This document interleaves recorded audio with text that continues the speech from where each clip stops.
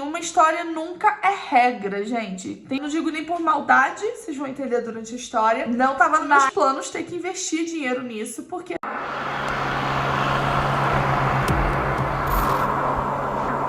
E aí, galerinha do nosso canal, tudo bem com vocês, gente? No vídeo de hoje eu vou falar pra vocês como eu consegui um emprego quando eu cheguei aqui em Portugal em apenas 4 dias em Portugal. Somos em Silverstrip, meu nome é Débora, Juninho, Noah e Emily. Estão curtindo o dia hoje.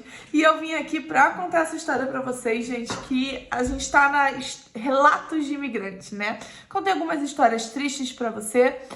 E hoje eu vou contar como consegui um emprego em 4 dias e como eu sofri aquela palavra que eu não quero dizer pra não desmonetizar o vídeo, sem saber que estava sofrendo. E só depois de um tempo de Portugal é que eu percebi que aquele emprego foi um pouco tóxico pra mim. Não digo nem por maldade, vocês vão entender durante a história, mas me fez ter inseguranças aqui em Portugal que talvez se eu tivesse outro emprego no início eu não teria sofrido essas inseguranças e essas instabilidades que eu tive no meu primeiro ano aqui em Portugal. Então, gente, primeiramente, essa história não é sobre você chegar em Portugal e conseguir emprego em dias, quer dizer que todo mundo vai conseguir, que é muito fácil, muito tranquilo. Lembrando que eu cheguei aqui em 2019, então era outro panorama, era outro país. E uma história nunca é regra, gente. Tem um monte de histórias de pessoas que conseguiram em dias o seu trabalho, como tem pessoas, gente, que levaram meses. E, inclusive, essa semana a gente trouxe vídeo sobre o Marlon e a Juliana, que estavam em Santarém. A Juliana conseguiu em dias e o Marlon demorou 2 meses para o primeiro trabalho. Então, o ideal é você vir preparado para talvez não conseguir de cara. Gente, eu comecei a gravar o vídeo e começou a vir o sol, tá? Só chuva esses dias. Então, não leve isso como regra, mas se inspire e aprenda com os meus erros e meus acertos, né? Porque é por isso que a gente compartilha aqui no canal a nossa vida de imigrante, justamente para que você se inspire nos nossos acertos, mas também fique atento para não errar como a gente errou, tá bom? Meu primeiro emprego que eu consegui em Portugal foi muito rápido. Eu cheguei aqui em um sábado e na segunda já tinha entrevista e vou explicar para vocês como eu consegui isso.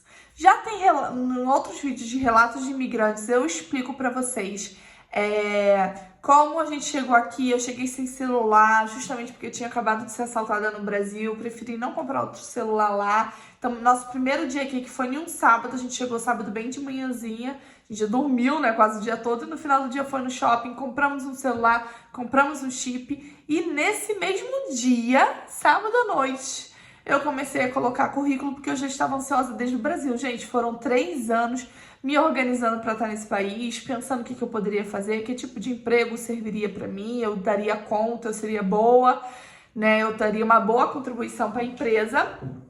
E nesse tempo, então, quando eu tive a oportunidade, eu já comecei a botar currículo. E por que eu tô falando do celular e do chip, gente? Porque eu não aconselho você botar currículo sem ter um número português, porque eles só ligam e mandam SMS se tiver um número de Portugal para entrar em contato com você.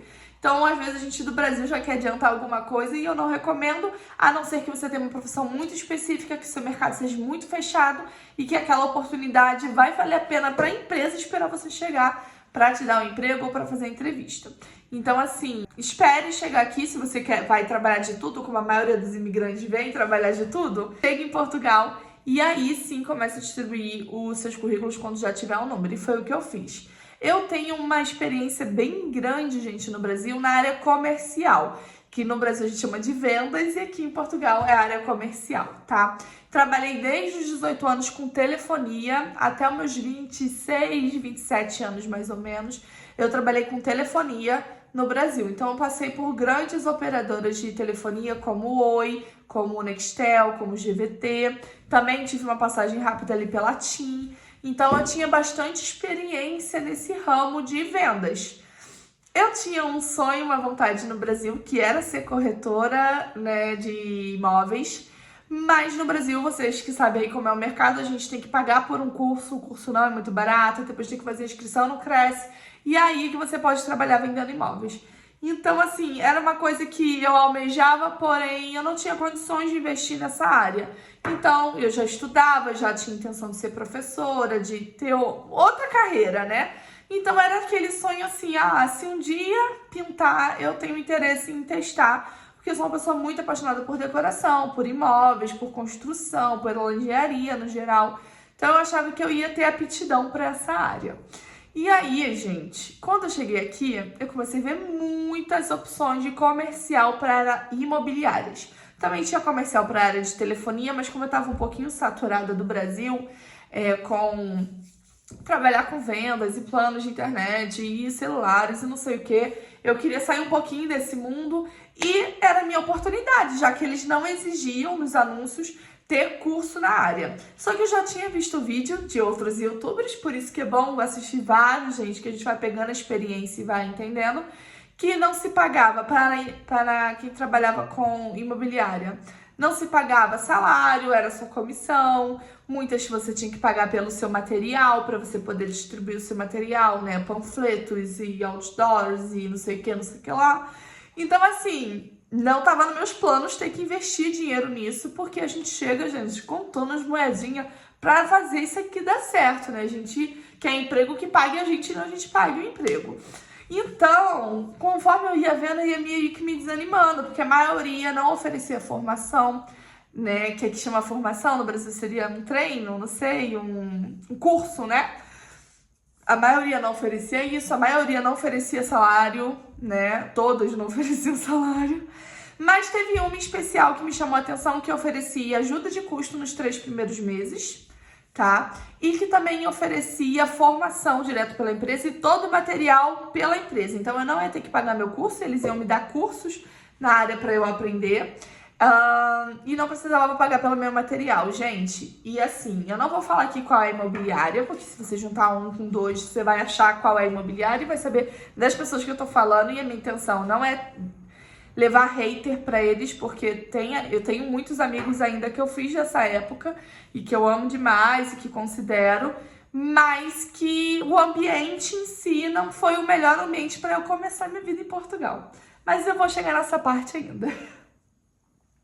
E aí essa imobiliária tinha as condições de início que me interessavam. Eu falei, poxa, Júnior, a gente ainda estamos com dinheiro pra se virar. Eles vão dar uma ajuda de custo, não era muito alto, gente. Se eu não me engano, o salário mínimo era...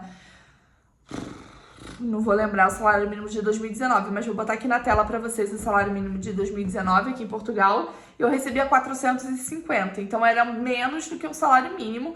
E eu trabalhava, gente, de 8 da manhã às 8 da noite. Então, se for ver por hora, o que eu recebia não pagava as horas minhas de trabalho. E de segunda a sexta e um sábado por mês.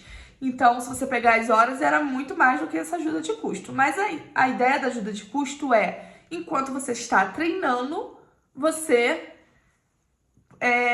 não tá duro, né? Porque até você vender seu primeiro imóvel demora. Mas voltando para a parte da entrevista. Quando eu vi todas essas questões e vi que eles davam ajuda de custo, eu vi que eles davam formação, que eles pagavam pelo material de divulgação do consultor, né, imobiliário, eu botei meu currículo, gente, e botei para um monte de outras coisas, tá? Um monte de coisa aleatória.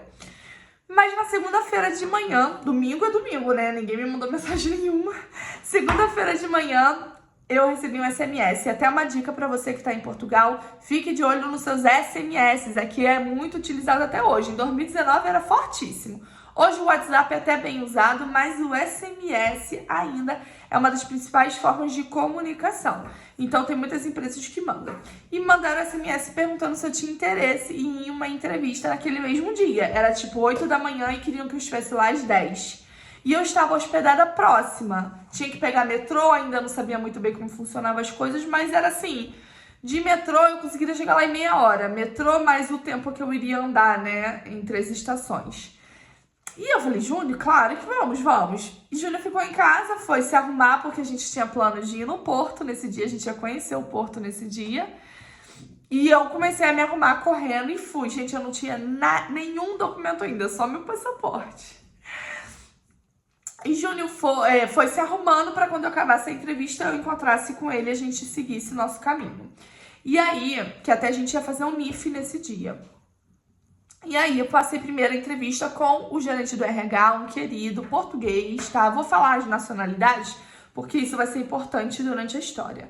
Então, o gerente do RH era português também, um jovem, idade um pouco menos que a minha, Foi muito produtiva a entrevista, super tranquila, parecida nos moldes do Brasil, nada que eu nunca tenha visto, tranquilo. E ele falou assim, tá bom, Débora, agora eu vou passar o meu relatório da nossa entrevista para o gerente da loja e ele vai entrar em contato com você caso queira fazer mais alguma etapa no processo seletivo. E eu, tudo bem, muito obrigada pela oportunidade, achei o ambiente maravilhoso, muito clean, muito arrumado, sabe? Eu achei assim, nossa, eu queria trabalhar aqui. Fiquei com aquele desejo, né? E aí, gente, eu fui, peguei o metrô e Júnior eu tava numa estação, que era Palma de Varzim, e Júnior tava numa estação de Vila do Conde, não era Vila do Conde, era de uma freguesia de Vila do Conde.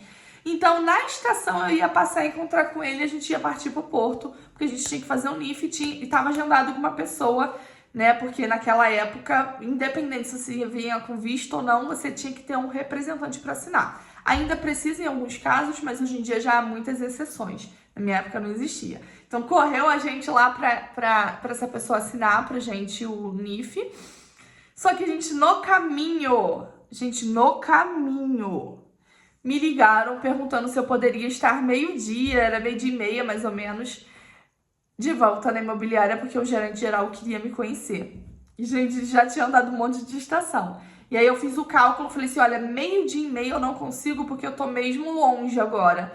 Mas eu consigo chegar ali 1h15, 1h20, mais ou menos, que a gente fez o cálculo do trem voltando, né? E eles falaram que tudo bem. E aí já me surpreendeu a flexibilidade, porque eu não sei você no Brasil, se eles marcam 10 horas e você tem um compromisso às 10, eles não querem saber. Você perdeu a vez, vem o próximo. Pelo menos comigo sempre foi assim. E aqui não foi só essa vez, eu percebo que eles têm muito mais flexibilidade para essas questões do dia a dia. Eu já estava numa estação muito longe, até eu voltar, não conseguiria chegar a tempo. Então ele entendeu de boa e prorrogou. Só que quando eu cheguei lá, eles não estavam, eles estavam no almoço ainda. E aí depois eu descobri que o almoço é prorrogado, né? Era 2 horas de almoço. Então eu fiquei lá até umas 2 horas da tarde, sentada na imobiliária na recepção, esperando chegarem. Então entra gente, sai gente, todo mundo cumprimenta. Tinha gente que achava que eu era cliente, tinha gente que achava que eu... Não sei o que eles achavam. Mas até que o gerente chegou. E aí nessa entrevista, gente, foi uma entrevista muito peculiar, tá? O dono dessa imobiliária, que também é gerente, é um querido, tá? Mas ele já tinha passado 9 anos no Brasil, tá? Ele foi representante de uma marca no Brasil, rodou o Brasil, conhece até mais o Brasil do que eu. E aí ele começou a me questionar sobre costumes brasileiros, sobre coisas que ele não gostava dos brasileiros. E falando que tinha muito receio de trabalhar com brasileiro. Gente, a gente sabe quando parte apenas de um preconceito estrutural, repetitivo, e a gente percebe quando é uma dor, uma mágoa ali de uma vivência que a pessoa teve. E assim, no caso dele eu percebia que ele teve algum problema, alguma vivência ruim no ramo laboral com o brasileiro, e por isso que ele botava essas questões. Gente, eu tinha 3 dias aqui em Portugal, eu não fazia ideia que isso era tóxico, que era chato eu ter que explicar que eu não sou igual a todos os brasileiros, porque todos os brasileiros não são iguais. Como nem todos os portugueses são iguais, nem todos os espanhóis, e cada um tem sua personalidade, tem sua criação, tem seu tipo, né, de vida. E pronto, e a entrevista foi bem cabulosa, gente. Eu passei mais de 1 hora sendo questionada em todos os aspectos da minha vida, tanto pessoais como profissionais. Eu vou ser sincera, eu já trabalhei para multinacionais no Brasil, já trabalhei para órgãos públicos, passei por muitas entrevistas e eu nunca tinha passado por uma entrevista que me fez tantas questões que a gente não tem resposta pronta, que a gente tem que pensar, tem que elaborar. Enfim, mas ele estava me botando a teste ali, eu percebi isso. Na metade da entrevista, eu já achei que eu tinha sido desqualificada para o cargo. Então, eu comecei a não me importar mais tanto com as coisas que ele estava falando. Então, eu respondia mesmo assim, sabe? Sem você pensar o que é melhor para esse cargo. Qual é a melhor maneira de eu responder essa pergunta para conseguir esse cargo? Porque eu já achei que eu não tinha conseguido. Então, eu comecei a ser muito espontânea nas minhas respostas. Aí, no final, ele apertou minha mão e perguntou se eu poderia começar no dia seguinte. Gente, vocês acreditam nisso? Se eu poderia começar no dia seguinte. E eu falei assim, como assim? E eu falei que estaria de pronto para começar, Mas, gente, eu tinha comprado já uma passagem, uma viagem para Lisboa, né? Porque a nossa ideia era conhecer Portugal antes de começar a nossa vida laboral e nossos projetos aqui. Eu nunca esperava ser chamada para uma entrevista tão rápida, eu nunca imaginava conseguir um cargo tão rápido, né? Então, eu tinha comprado passagem, hotel, tudo, e nada era reembolsável, porque a gente compra na promoção, né? E eu falei assim, olha, eu estou disposta a começar amanhã, só que eu estou recém-chegada, eu cheguei no sábado e eu tenho uma viagem pra fazer. Mas se for necessário começar amanhã, eu começo. Até porque era finalzinho do mês, gente, era tipo dia 27, 28 do mês, uma coisa assim. Então, o normal, o natural é você iniciar no início do mês, né? E enfim, eu joguei essa, gente, não tinha muita coisa a perder. E aí eles aceitaram, gente. Eles aceitaram que eu começasse a trabalhar na segunda-feira seguinte, que aí daria tempo de eu honrar com essa passagem que eu tinha comprado, com essa hospedagem que a gente tinha reservado e pronto. E até porque eu precisava tirar meu NIF, que eu tinha interrompido, né, minha ida pro NIF, precisava tirar meus documentos. Então ele me deu essa semana off pra eu resolver meus documentos, eu fui e pronto. Tá ficando já grande esse vídeo e eu vou falar por alto algumas coisas que eu passei ali dentro que eu hoje vejo como tóxico, hoje eu vejo que me fez muito mal. Mas estava terminando de editar aqui e percebi que esse vídeo ficou muito grande, ainda tem uns 15 minutos de eu explicando quais foram as coisas ruins que eu passaram nessa empresa, apesar de ter vivido muita coisa boa. Então eu resolvi partir em 2 vídeos esse relato de imigrantes. Então, no vídeo de hoje vocês viram aí como eu consegui esse emprego e no próximo vídeo as coisas que eu passei e como eu lidei depois de ter passado por isso, tá bom? Então se inscreva no canal, deixe o seu like e volte aqui amanhã para não perder esse vídeo. Um grande beijo e até amanhã. Tchau, tchau!